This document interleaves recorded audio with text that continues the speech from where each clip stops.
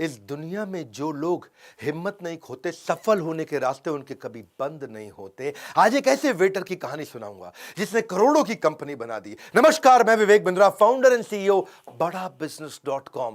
इस लड़के का नाम है कुणाल और इसने करोड़ों की कंपनी बनाई है। इसने कैफे आउटलेट्स खोल दिए, 150 से ज्यादा आउटलेट है, 500 खोलने लगा है। आज 100 से ज्यादा प्रोडक्ट रेंज बना दी और वर्ल्ड क्लास फैक्ट्री तैयार कर दी। 7 स्ट्रैटेजी बताऊंगा। पहली स्ट्रैटेजी क्या है? Organized chain of QVA strategy. Powerful है QVA स्ट्रैटेजी। क्या होता है ये QVA? कुणाल जो होटल में वेटर था, एक दिन उसके जन्मदिन पे सारे दोस्तों ने बोला आज पार्टी चाहिए भैया। अब पार्टी में उसने अपने 10 दोस्तों को बुला तो लिया, लेकिन सबकी डिमांड अलग थी। किसी को कॉफी पीनी है, कहा कैफे कॉफी डे में। किसी को मैकडॉनल्ड का बर्गर खाना है, बढ़िया फ्रेंच फ्राइज खाने हैं। किसी को पिज्जा हट का पिज्जा खाना है। कोई बोला बास्किन रॉबिन की आइसक्रीम खिला दे। वैरायटी डिमांड, लेकिन लिमिटेड बजट। इतने कम बजट के अंदर काम करना है। इसका मतलब क्या हुआ? अब उसको 3 गुना ज्यादा पैसा खर्च करना पड़ता अगर वो सबको अलग अलग जगह लेके जाता, और टाइम का चक्कर था। तो कुणाल ने सोचा कि भाई इसका मतलब सारे स्कूल कॉलेज के बच्चों को दिक्कत आती होगी, अलग अलग जगह खाने की इच्छा है भाई, इतने अगर ग्रुप में जाए तो उसने सोचा कि यार अगर मैं ढूंढ भी लूं कोई, तो अनऑर्गेनाइज सेक्टर में रामू का कैफे, शामू का कैफे, टिंकू बिल्लू, चंपक का कैफे, ये छोटा मोटा तो मिल जाएगा, लेकिन कोई ऑर्गेनाइज रिटेल चेन नहीं है। और QVA का मतलब क्या है? जहां क्वालिटी कंसिस्टेंट हो, क्योंकि छोटे मोटे कैफे में क्वालिटी कंसिस्टेंट नहीं होगी, वैरायटी सारी नहीं मिलेगी, और ए मतलब अफोर्डेबल नहीं होगा। तो इसने मॉडल समझा कि मैं एक ऑर्गेनाइज चेन बना सकता हूं आगे चल के, जिसमें क्वालिटी एक जैसी हो, जिसमें वैरायटी सारी मिल जाए। भाई मेरे को मैकडॉनल्ड ना जाना पड़े, पिज्जा हट ना जाना पड़े, बास्किन रॉबिन सब कुछ एक छत के अंदर मिल जाए, अम्ब्रेला बोलते हैं इसको। कुछ ना आए हाथ, समझ लेना डुबकी अभी अधूरी है। पानी में जाता है ना, कुछ ना आए हाथ, समझ लेना डुबकी अभी अधूरी है। चाहे जितना भी मुश्किल हो, पहला कदम जरूरी है। उसने अपना पहला कदम लिया और उसने सोचा मैं नाम रखूंगा कैफे क्रेम, यानी कि पूरा अम्ब्रेला। और इस अम्ब्रेला के अंदर मैं सारी चीजें लेकर आने का प्रयास करूंगा, एसोसिएटेड, जो क्लोजली एसोसिएटेड प्रोडक्ट होते हैं। तो उसने देखा कि 15 से 25 साल के बच्चे क्या खाते हैं, 25 से 40 साल के आदमी लोग क्या खाते हैं, औरतें क्या खाती हैं, और 40 के ऊपर के लोग क्या खाते हैं, चॉकलेट सैंडविच, फ्राइज, आइसक्रीम, अलग अलग इसने कैटेगरी के हिसाब से सोचा। अब करते करते सारी वैरायटी तो मैं यहां कवर कर दूंगा, लेकिन मेरी स्ट्रेंथ क्या है? क्या वैरायटी मेरी स्ट्रेंथ है? तो मेरे वीडियो देख देख के इसने अपनी दूसरी स्ट्रैटेजी बनाई, इसको बोलते हैं बिजनेस मोट। इसने बिजनेस मोट प्लान किया, मैं समझा दूंगा, इजी कर दूंगा आपको। इसका विस्कोसिटी और प्राइस एडवांटेज, इसका बिजनेस मोट है। पहले समझो मोट क्या होता है, MOAT। ये वॉरेन बफे ने वर्ड फेमस किया, मोट। ये वॉरेन बफे तो आप जानते हैं, कभी वीडियो बना के दूंगा उनके बारे में। मोट होता है, ये वो एडवांटेज है जिसके कारण कंपटीशन आपको कभी भी हरा नहीं सकता। ये आपकी वो ताकत होती है, उसको बोलते हैं मोट।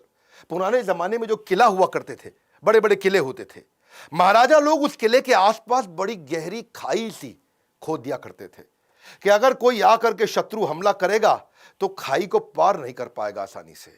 इसको बोलते हैं मोट, यानी कि आपका शत्रु, यानी कि आपका कंपटीशन आपको कभी हरा ना पाए, बिजनेस मोट। इसने सोचा कि मैं कॉम्पिटिटिव एडवांटेज जो बिजनेस मोट बनाऊंगा, उसने उसको विस्कोसिटी को बना दिया। विस्कोसिटी समझो क्या होता है? विस्कोसिटी होता है मतलब जो कॉफी होती है ना, उस कॉफी को गाढ़ा इतना बना दिया, इतना थिक कॉफी बना दिया कि अब वो उस प्राइस के अंदर कोई और इतनी थिक कॉफी बना ही नहीं सकता। देखो जनरली क्या होता है, जब आप कॉफी पीने जाते हो तो रेगुलर मिल्क ले लो, रेगुलर कॉफी पाउडर ले लो, रेगुलर शुगर ले लो, मिला दो, कॉफी बन जाती है 50 रुपए की। उसमें बर्फ मिला दो तो कोल्ड कॉफी बन जाती है।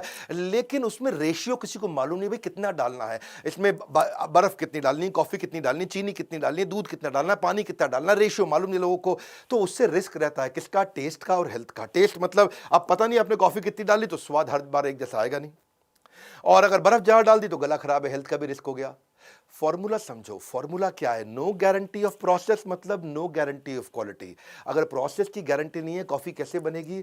तो क्वालिटी की गारंटी नहीं है, कॉफी कैसे बनेगी? मेरी बात समझ रहे हैं? यानी कि टेस्ट की गारंटी नहीं है, कभी कॉफी कम डाल दी, ज्यादा डाल दी, दूध कम डाल दिया, ज्यादा डाल दिया, कभी फुल क्रीम डाल दिया, कभी टोन डाल दिया।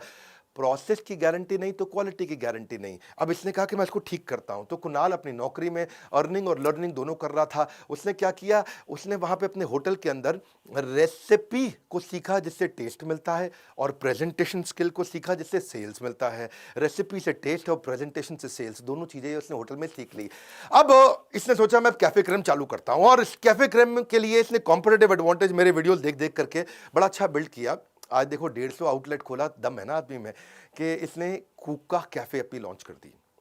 जो उनकी थी कुक्का कॉफ़ी, उसकी खास बात क्या है, वो बिल्कुल थिक है और उसमें ज़ीरो प्रोसेसिंग कर दिया आउटलेट के अंदर। तुझको कुछ नहीं करना भाई, जो आउटलेट पे बना रहा है उसको कुछ नहीं करना, काटो घोलो और पिला दो क्या, काटो घोलो और पिला दो, यानी कि बस पहले से ही सब कुछ रेडीमेड आएगा, उसको काटो घोलो और पिला दो। इसमें आपको यूज प्रोसेस्ड मिल्क पहले ही डाल दिया इन्होंने, मतलब क्या, प्रोसेस्ड मिल्क पहले ही डाल दिया कॉफ़ी बनाने के लिए, पानी अब ऐड करना नहीं है, और ये मेल्टेड आइसक्रीम से भी ज़्यादा थिक कर दी। मुद्दा यह है कि गाढ़ेपन से क्या है, देखो जितना गाढ़ापन कॉफी में आता है उतनी देर तक जीभ पे स्वाद रुकता है।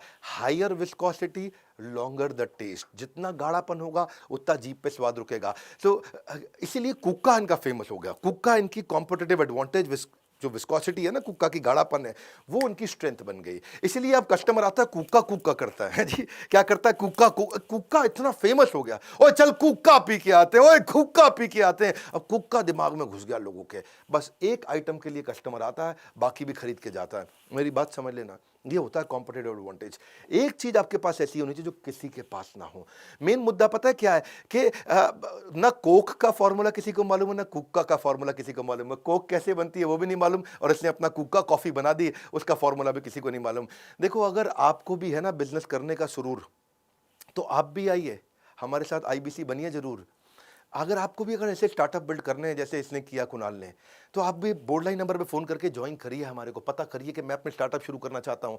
स्टार्टअप शुरू करने से पहले या तो एवरीथिंग अबाउट एंटरप्रेन्योरशिप खरीद लीजिए, बिजनेस कर रहे हैं तो भी खरीद लीजिए। लेकिन अगर आप आईबीसी ले लेंगे तो आईबीसी में हमारे यहाँ से बहुत ट्रेनिंग मिलती है, बहुत ट्रेनिंग मिलती है। मैं ये सुझाव दूंगा, देश में किसी को भी स्टार्टअप करना हो, एक बार आईबीसी जरूर बन जाइए, 1 साल हमसे खूब ट्रेनिंग ले लीजिए, सेल्स भी सीखिए, बिजनेस के सारे मॉडल सीखिए। अब कुक्का में इनकी 2 एडवांटेज हो गई। एक, इन्होंने रॉ मटेरियल सस्ते में बना दिया क्योंकि इनको अफोर्डेबिलिटी चाहिए थी, और दूसरा थिक कॉफी बना दिया, क्योंकि देखो बाकी जगह अगर आप कॉफी पीते हो, स्टारबक्स में, कैफे कॉफी डे में, वहां 150-200 रुपए की मिलती है, इनकी कुक्का 40 रुपए की हो गई, यानी कि साधारण कॉफी के रेट पे इन्होंने कर दिया। तीसरी स्ट्रैटेजी क्या है, ये फ्रेंचाइज पे जाने वाले थे अब, तो वहां पे देखा कि इंक्रीमेंटल एक्सपेंडिचर से एक्सपोनेंशियल रेवेन्यू कैसे लेकर के आऊं, ये इनकी तीसरी स्ट्रैटेजी। अब सोचा बिजनेस को मुझको स्केल करना है तो मैं केपेक्स नहीं लगाऊं, मैंने डॉक्टर विवेक बिंद्रा से सीखा है, मैं फ्रेंचाइज के थ्रू जाऊं। तो इनका प्रोडक्ट तैयार हो गया कुक्का, इनके सारे बाकी सैंडविच सब इन्होंने तैयार कर लिए, प्राइस तैयार हो गया, पोजीशनिंग तैयार हो गया, दिक्कत थी प्लेस की। अब जिस फ्रेंचाइजी को उन्होंने कहा कि भाई तू मेरा फ्रेंचाइजी बन जा और तू मेरा माल बेच, मैं तुझको रेडीमेड माल दूंगा, काटो घोलो पिला दो, वहां अपने आप पिला। लेकिन वो जो फ्रेंचाइजी था वो कई बार गलत लोकेशन पे खोल देता था, उससे उसको कम रेवेन्यू और फ्रेंचाइजी अपसेट, क्योंकि अगर उसका फुटफॉल कम है, अगर आपने खराब लोकेशन ले लिया, फुटफॉल मतलब लोग चल के आते हैं ना, फुटफॉल कितने फुट पहुंचेंगे आपके यहाँ, अगर लोकेशन खराब है तो फुटफॉल कम होगी तो आरओआई कम होगा, lower footfall lower ROI directly proportionate है। जिंदगी की राहों में जो मुश्किलों से लड़ा है, सफलता की रेस में वही आगे खड़ा है। इतनी सारी प्रॉब्लम सुनने के बाद उन्होंने सोचा कि क्यों नहीं आउटलेट पे खुद ही हम जाकर के देखें समस्या क्या है। और जब वहां जाके देखा, अजीबोगरीब जगह पे फ्रेंचाइजी आउटलेट खोलते थे कि जहां रात के अंधेरे तो छोड़ो, कोई दिन के उजाले में भी ना पहुंच सके, ऐसी जगह जाके खोल लेते थे कि वहां आसपास ना स्कूल है ना कॉलेज है, मोहल्ले की 5वीं गली में 3रे फ्लोर पर जाके खोला है। दे रियलाइज कि भाई ये गलती तो हमारी है, हमने उसकी मदद नहीं करी लोकेशन ढूंढने में। तो उन्होंने बनाया manual of location and specification, एक अच्छा बढ़िया मैनुअल तैयार किया। इन्होंने देखा कि अगर मैं लोकेशन अच्छी दिला दूं तो वो रेवेन्यू को मल्टीप्लाई करता है। फॉर एग्जाम्पल, 5वीं गली की 3री मंजिल पे जाके लोगे, 15,000 रुपये किराए पे मिल रहा है, लेकिन पहली गली के ग्राउंड फ्लोर पे ले लिया तो 30,000 किराए पे मिल रहा है। इन्होंने देखा कि 15,000 किराए का जो रेस्टोरेंट खोलता है सामने वाला, जो कैफे खोलता है, उसमें 1 लाख की सेल करता है, 30,000 रुपये किराए पे खोलता है, उसमें 4 लाख की सेल करता है। तो देखा क्या, खर्चा हुआ डबल, 15,000 से 30,000, और रेवेन्यू हो गया 4 टाइम्स, 1 लाख से 4 लाख, यानी कि खर्चा 2 गुना पर रेवेन्यू 4 गुना। मेरी बात यहां भी समझना, खर्चा बहुत बड़ा भी नहीं है वॉल्यूम में। 15,000 रुपया फालतू खर्च करके 3 लाख रुपया उसको फालतू मिल रहा है, यानी कि 2,85,000 रुपये का सीधा सीधा फायदा हो रहा है। इन्होंने लोकेशन पे ध्यान देना शुरू किया कि भाई डिस्टेंस मेन रोड से कितना है, पार्किंग स्पेस है कि नहीं है, आजू बाजू स्कूल कॉलेज है कि नहीं है, नेबरहुड की कम्युनिटी कैसी है, लोग कैसे रहते हैं वहाँ पे। तो स्कोर बोर्ड बना दिया कि भाई जैसे जैसी लोकेशन लोगे उस पर मैं स्कोरिंग करूंगा। अगर लोकेशन अच्छी है तो भाई ग्राउंड फ्लोर है कि नहीं है, वाटर सप्लाई है नहीं है, रेंट कितना है, डिपॉजिट कितना देना है, करंट आउटलेट से कितना दूर है, पार्किंग स्पेस है कि नहीं है, सीटिंग स्पेस और फ्रंट कितना बड़ा है, फुटफॉल कितने, लोग कितने आते हैं वहाँ पे। और फिर लोकेशन के बाद इन्होंने उसको अलग अलग सपोर्ट दे दिया, आर्किटेक्ट, एक्सटीरियर कैसा लगेगा, फ्रेम्स कैसे होंगे, मेन्यू बोर्ड कैसा होगा, वॉलपेपर कैसा होगा। तो उससे ब्रांड यूनिफॉर्म भी हो गया। और किचन अप्लायंस मशीन एक ही जगह से लेनी शुरू कर दी, टी शर्ट, एप्रन, कैप, ये सब सबको पहना दिया। अब फ्रेंचाइज चलने लगे। लेकिन अब कंसिस्टेंट करना था और इसको इजी करना था, तो चौथी स्ट्रैटेजी वो क्या है, QA, quality assurance with blend and serve strategy. Simple, मैंने बताया था ना, काटो घोलो लगा दो, ब्लेंड एंड सर्व, बड़ा सिंपल कर दिया उन्होंने और कैफे खोल दिया। अब कैफे खोलने में या जब, अच्छा एक बात समझिए, जब भी कोई आदमी कैफे खोलेगा तो या तो वो होटल बैकग्राउंड से होना चाहिए या वो खुद शेफ होना चाहिए, भाई सैंडविच बनाए, सब बनाएगा, पास्ता बनाएगा, पिज्ज़ा बनाएगा, बर्गर बनाएगा, फ्रेंच फ्राइज बनाएगा, या तो खुद से शेफ होना चाहिए या फिर किसी शेफ को हायर करे या किसी होटल के कंसल्टेंट को ले आए, सबसे उससे खर्चा बढ़ जाता है। तो उन्होंने सोचा कि मैं कुछ ऐसा कर दूं कि ब्लेंड एंड सर्व हो जाए, मतलब 2 मिनट में खाना खिला दें, 5 मिनट में बढ़िया सा कॉफी वॉफी बना के पिला दें सब उसको। तो हर चीज को उन्होंने ब्लेंड एंड सर्व पे डाल दिया कि इजी कर दे, वहां पे फ्रेंचाइजी को कुछ ना करना पड़े, फ्रेंचाइजी इसमें कुछ मिलावट भी ना कर सके। तो उन्होंने पूरा रॉ मटेरियल अपनी तरफ से बना के दे दिया, जिसकी रेसिपी पहले से फिक्स्ड हो गई। अब फ्रेंचाइजी अपने आप से तो कुछ बना नहीं सकता, कुछ गलती करेगा, या गलती करने से पहले कम से कम 100 बार सोचेगा, क्योंकि भैया एक जैसा रॉ मटेरियल आ रहा है, एक जैसा टेस्ट आएगा। इसके लिए वो लोगों ने ऑडिट भी करना शुरू किया कि फ्रेंचाइजी कुछ अपनी तरफ से ना मिला है, उनको रॉ मटेरियल हम ही देंगे, वो हाइजीनिक रहेगा। कस्टमर सर्विस को आके चेक करने लगे, फिक्स्ड रेसिपी को चेक करने लगे। अब क्योंकि सारी चीज़ें ये पहले से ही फिक्स बना के दे रहे थे, अब आपको मास्टर शेफ नहीं चाहिए, ट्रेनी शेफ से काम चल जाता है। मास्टर शेफ 1,20,000 रुपये महीना ले लेगा और ट्रेनी शेफ खाली 12,000 रुपये महीने में काम कर देगा आकर के, तो आपका पैसा बच गया, क्योंकि काटो घोलो और पिला दो, काटो घोलो और खिला दो, बड़ा सिंपल हो गया ये। इसके लिए अब आप में रिपीटेबिलिटी आ गई, वरना अगर होता क्या है, अगर स्टाफ चेंज हो गया तो टेस्ट चेंज हो जाता है। भैया आपके यहाँ जो छोटू बनाता है खाना, वो अगर छोटू बदल के उसकी जगह रामू आ गया, शामू आ गया, तो टेस्ट बदल गया जी, कॉफ़ी अलग पिलाएगा, सैंडविच अलग खिलाएगा। अब यहाँ पे वो सिस्टम है ही नहीं, यूनिफॉर्मिटी आ गई, स्टैंडर्डाइजेशन हो गया है। आज तक 10 लाख कुक्का के ग्लास उन्होंने बना के पिला दिए लोगों को। तो रॉ मटेरियल भी कंट्रोल हो गया और डिस्पैच के टाइम पे इनकी फैक्ट्री से वो भी कंट्रोल हो गया, काटो घोलो पिला दो का पूरा सिस्टम ही कंट्रोल हो गया। बड़ी बात नहीं है, होटल का वेटर भी आज बिजनेस कर सकता है, अगर बेसिक चीजें आप मेरी कम से कम फ्री वीडियो से सीखो। अगर बहुत सीरियस हो बिजनेस के लिए तो हमारा कोर्स खरीदो। 5वीं स्ट्रैटेजी B2B सपोर्ट उन्होंने किया। B2B सपोर्ट मतलब मेरा बिजनेस है, मेरा नाम है कैफे क्रेम, मैं अपने फ्रेंचाइजीज को ऐसा सपोर्ट दे दूं कि दिक्कत ही ना आए। फ्रेंचाइजी को सपोर्ट क्या दूं, जब उनको रॉ मटेरियल चाहिए, क्योंकि वो वहां कुछ नहीं करेंगे, सब कुछ मैं ऐसा रॉ मटेरियल दूंगा कि वहां बस 5 मिनट में फटाफट खिला पिला देंगे। ऐसे इन्होंने कैफे क्रेम बनाया। तो उसके लिए लॉजिस्टिक्स बड़ा इंपॉर्टेंट था, पर लॉजिस्टिक्स में दिक्कत आती थी, लॉजिस्टिक्स इनका खुद का नहीं था, थर्ड पार्टी हुआ करता था। तो उन्होंने खुद की ही गाड़ियां लगा दी, क्योंकि थर्ड पार्टी में क्या है, अगर 80% माल टाइम से पहुंचा, 20% नहीं पहुंचा तो भी दिक्कत थी, या माल खराब होकर पहुंचा तो भी दिक्कत थी। तो उन्होंने सारी अपनी गाड़ियां लगा दी, इन्वेस्टमेंट किया उसमें, सेल्फ ओन्ड पहले कवर्ड व्हीकल बनाई और बाद में उसको रीफर वैन भी कर दिया। रीफर वैन वो होती है जिसमें -20 डिग्री टेम्परेचर में आइसक्रीम का आइटम पहुंचे, कॉफी का आइटम पहुंचे -20 डिग्री टेम्परेचर में, रीफर वैन लगा दिया।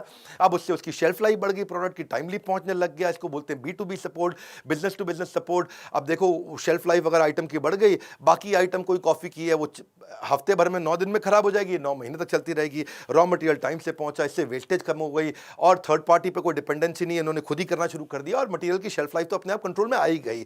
फिर B2B सपोर्ट में टेक्नोलॉजी देनी पड़ती है थोड़ी, जैसे क्या है, जो बेचारा वहां पे इनके यहाँ जो आउटलेट होता है, उस आउटलेट में जो खाना खिलाएगा, समझो बहुत बढ़िया लर्निंग्स है, मेरे हर वीडियो में पावरफुल लर्निंग है। वहाँ जो खाना खिलाता है, जो बना के देता है, वहाँ उसका रॉ मटेरियल खत्म है तो बेचारा वो लड़का बताना भूल जाता है बॉस को कि सर मेरा रॉ मटेरियल खत्म हो रहा है पीछे से, और बताना भूल जाता है तो अगला लड़का आता है, वो आकर के बताता है बॉस को, ओह भाई साहब, ओ यार तो कॉफी का माल ही नहीं पड़ा, अब क्या करूं मैं, है जी। और वो कस्टमर खड़ा है, भाई कॉफी पिलाओ कॉफी पिलाओ, और कॉफी पिला नहीं पा रहे हैं। तो बेचारा फ्रेंचाइजी ओनर जो है ना, वो इग्नोरेंट रहता है, उसको पता नहीं चलता, कस्टमर अब रिटर्न कर जाता है बिना परचेज किए। तो उन्होंने सोचा कुछ ऐसा सिस्टम बनाते हैं कि जैसे जैसे बिल जनरेट होगा, जैसे जैसे बिल जनरेट होगा, रॉ मटेरियल का स्टॉक घटेगा, यानी कि सॉफ्टवेयर पे दिखाई पड़ेगा कि भाई बिल बना, रॉ मटेरियल का स्टॉक सॉफ्टवेयर में कम होता हुआ दिखने लग जाएगा और आपको नोटिफिकेशन आ जाएगा कि भाई ऑर्डर कर लो रॉ मटेरियल। तो जैसे जैसे बिल बनता जा रहा है उसको नोटिफिकेशन आता जा रहा है। तो ये इन्वेंट्री और बिलिंग सॉफ्टवेयर है, ये आपको स्टॉक मैनेजमेंट में और आपके बिलिंग में हेल्प करेगा। बड़ा अच्छा B2B बना दिया, बहुत powerful strategy, margin versus ROI, इसको बोलते हैं FSN analysis, fast moving, slow moving, non moving. अब इनके यहाँ ना बहुत सारे थे जो इनके फ्रेंचाइज ओनर्स थे, आउटलेट अच्छा हो गया, लॉजिस्टिक्स अच्छा हो गया, सब कुछ ठीक हो गया, मैनेजमेंट भी ठीक हो गया, लेकिन अभी भी फ्रेंचाइजी पैसा नहीं कमा रहा था, वो बिल्कुल अपसेट था क्योंकि उसका रोटेशन नहीं होता था। और इन्होंने सोचा कि भाई अच्छा फ्रेंचाइजी कमा नहीं रहा है, चलो उसका मार्जिन 20 से 30% कर देता हूं। 30% मार्जिन कर दिया तो भी फ्रेंचाइजी अभी नहीं कमा पा रहा था, फ्रेंचाइजी अभी भी अपसेट था क्योंकि because they were not able to make money, दुखी था फ्रेंचाइजी। क्योंकि मुद्दा क्या था, फ्रेंचाइजी को जब ये 1 लाख रुपए की इन्वेंट्री देते थे वो उसको 2 महीने में बेचता था। 1 लाख रुपए का माल आया, 2 महीने में बिका। अगर 30% मार्जिन है तो 1 लाख रुपए पे 30,000 रुपया बचा। सुनना मेरी बात को, 1 लाख पे 30,000 बचा, लेकिन कितने महीने में? 2 महीने में। यानी कि 1 महीने में 15,000, अगले महीने में 15,000, जनवरी में 15,000, फरवरी में 15,000। 15,000 पे लेके करेगा क्या? इससे अच्छा तो चौकीदार की नौकरी ना कर ले, चौकीदार को 18,000 रुपये महीना मिल जाता है। तो परेशान होने लग गया फ्रेंचाइजी, भाई ये तो काम ही नहीं चलेगा इससे, क्योंकि कुछ आइटम बिकने में टाइम लग जाता था, और अगर उसको 2 महीने से ऊपर लग गया तो और हालत खराब। तो ज़्यादातर फ्रेंचाइजी यही प्रॉब्लम देख रहे थे। तो इनको समझ में आया कि भाई ये आरओआई के कारण एक बड़ा एट्रिशन का रिस्क आ गया है, और इस एट्रिशन के रिस्क के चक्कर में भाई फ्रेंचाइजी छोड़ छोड़ के चले जाएंगे ऐसे। तो उन्होंने रियलाइज किया कि दिक्कत मार्जिन की नहीं है, दिक्कत आरओआई की है। जब तक है बिजनेस में प्रॉफिट उम्मीद से ज्यादा, तभी तक फ्रेंचाइजी भी बिजनेस में जुड़े रहने का रखता है इरादा। तो मैं यूट्यूब पे FSN एनालिसिस का वीडियो दिया था, fast moving, slow moving, non moving, भैया कैसे रन करना है। तो हाँ, इन्होंने उससे सीखा, और इन्होंने भी अपने आइटम को अब देखने लगे कि भाई कौन सी चीज़ ज़्यादा बिकती है वो ज़्यादा दो, कौन सी चीज़ स्लो मूविंग है वो कम दो, कौन सी चीज़ बिकती नहीं है वो अपने फ्रेंचाइजी को मत दो। मेरी बात समझ में आई? यानी कि 1 लाख रुपए में ज़्यादातर चीज़ें वही दूंगा फ्रेंचाइजी को जो फट से बिक जाती है। ईजी कर देता हूँ, आप मेरे चैनल पर आए हो ना, यहाँ तो बात आसानी से समझ में आती है। साधारण भाषा में समझो, मैंने 1 लाख रुपये फंसा रखा है। अब 1 लाख पे मुझे 30% मिलने हैं, यानी कि 30,000 रुपये मिलने हैं। अब 30,000 रुपये मुझको 15 दिन बाद मिलेंगे, या 30,000 रुपये मुझको 2 महीने बाद मिलेंगे। 30,000 रुपये मुझको 2 हफ्ते में मिलेंगे या 2 महीने में मिलेंगे, इतनी सी बात है। तो उस 1 लाख पर जल्दी जल्दी जल्दी जल्दी मिल जाए। अगर हर 15 दिन में 30,000 रुपये मिलेंगे तो 2 महीने में तो वो 1,20,000 रुपये हो गया ना। इसको बोलते हैं आरओआई। मार्जिन अगर 40% भी होता, लेकिन माल जल्दी जल्दी नहीं बिके, तो उस महीने में मेरे फंसे हुए पैसे की कमाई आएगी नहीं। और बस ये आरओआई जैसे इन्होंने बनाया, ये गेम चेंजर हो गया, क्योंकि माल जल्दी जल्दी बिकने लगा। जल्दी जल्दी बिकने का मतलब है वही 1 लाख रुपया मुझको अब महीने में 15-15 दिन में कमा के दे रहा है, और वही 1 लाख रुपया अगर फंसा लेता तो 2 महीने बाद कमा के देता। 15 दिन वर्सेस 2 महीना, यहां पे गेम चेंज हो गया। 4 गुना की आरओआई में ग्रोथ आ गई, फ्रेंचाइजी रुकने लगा। 7वां वॉइस ऑफ कस्टमर जो आपको बढ़ाता है, वो तो आगे VOC वॉइस ऑफ कस्टमर ही बढ़ाएगा। कस्टमर ही बताएगा दिक्कत क्या है। जब ये फ्रेंचाइजी बढ़ाने लगे तो कस्टमर आता था लेकिन वापस नहीं आता था। कस्टमर आता था, ये सोचे वापस क्यों नहीं आ रहा। वॉइस ऑफ कस्टमर थी कि भाई नहीं चलेगा, नहीं आऊंगा, नहीं चलेगा, नहीं आऊंगा, नहीं आ रहा था। कैफे क्रेम ने सोचा भाई क्या किया जाए, कस्टमर को रोके कैसे। उन्होंने देखा जाकर के सारे आउटलेट पे प्रॉब्लम ही कुछ और है। प्रॉब्लम क्या है कि जो स्टाफ था वो प्रॉपर ड्रेस में नहीं था, अनक्लीन था, बिना नहाए आता था, बदबू मारता था। और उस कस्टमर एक्सपीरियंस, क्योंकि जब बदबू आएगी कस्टमर एक्सपीरियंस खराब हो जाएगा। वही स्टाफ को बातचीत करना नहीं आता था, अनक्लीन डेस्क हुआ करता था जहां पे खाना खिलाते थे, ट्रे जो थी वो गंदी पड़ी रहती थी, आपका सफाई नहीं होती थी, एसी काम नहीं करता बदबू आने के कारण। और जब एसी भी काम ना करे और बदबू भी भर जाए तो और दिक्कत आती है। यूज्ड प्लेट और कप ऐसे ही टेबल पे पड़े रहते थे, उसको साफ नहीं करते थे।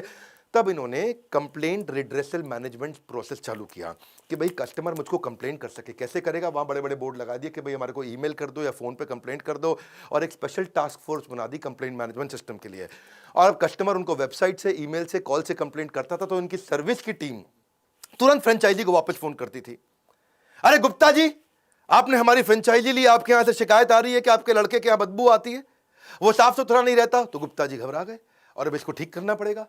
इससे क्या किया, इन्होंने देखा कि कहीं पे स्टाफ ठीक से बात नहीं कर रहा, कहीं साफ सफाई नहीं है।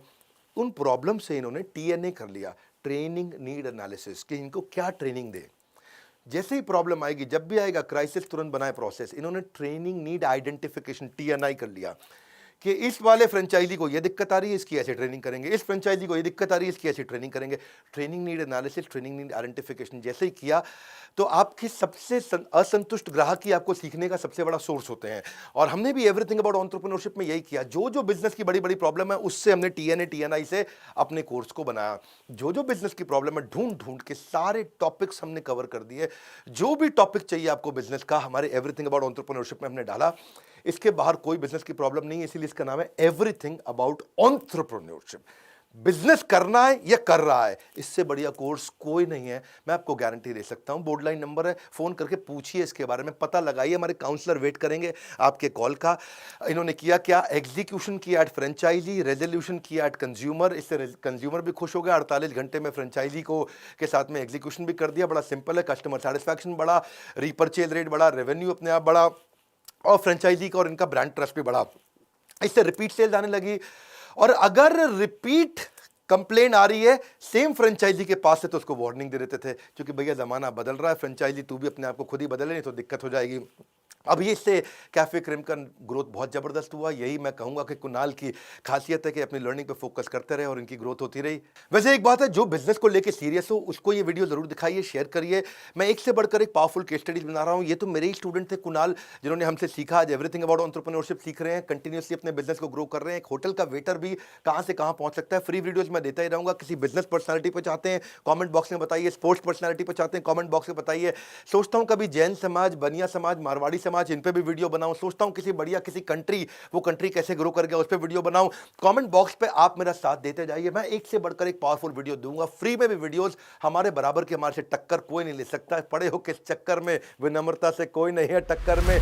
लाइक करके खूब उत्साह बढ़ाइए, नए हैं तो सब्सक्राइब करिए। बोर्ड लाइन नंबर पर फोन करके अगर बिजनेस में इंटरेस्टेड है तो जरूर पता लगाइए, काउंसलर आपकी मदद करेगा। हमारे साथ जुड़े रहने के लिए, वर्ल्ड का नंबर 1 एंटरप्रेन्योरियल यूट्यूब चैनल बनाने के लिए हृदय की गहराइयों से प्रेम पूर्वक बहुत बहुत धन्यवाद।